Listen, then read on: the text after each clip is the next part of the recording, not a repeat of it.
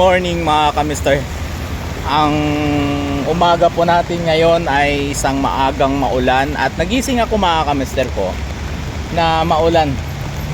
So ito na po yung bubusan namin sana kagabi pero na-cancel at pagpatuloy na lang ito mamaya. So ayan na, malapit na tayo dito sa katotohanan at mayroon tayong howling kagabi.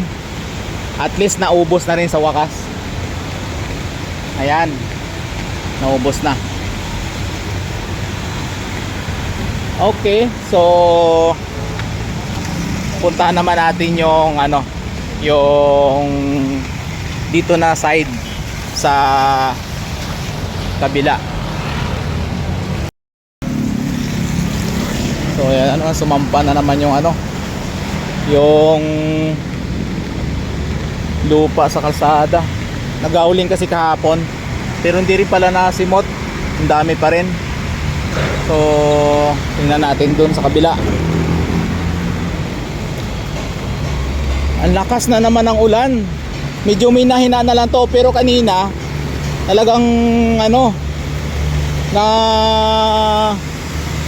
gising ako sa ulan.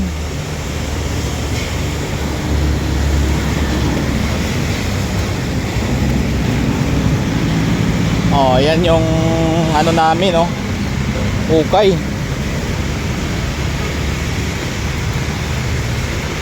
Advantage itong ulan pag may mga bagong buhos kasi yung bagong buhos kailangan siya diligan.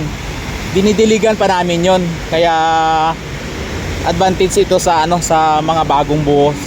Kaya yung buhos namin noong nakaraan, okay yun siya. Kasi kung sobrang init din mga kamister ko, talagang sadya naming dinidiligan yung kalsada para lalong tumibay. So ayan na siya. Ayan na, ayan ang site namin. Malapit na tayo matapos dito.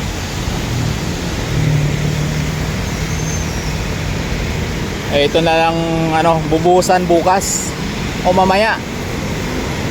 Babakalan na lang ito. Oh, ayan ang ulan. So yan naman kamister yung yung kalagayan po ng natin. Yung site po natin.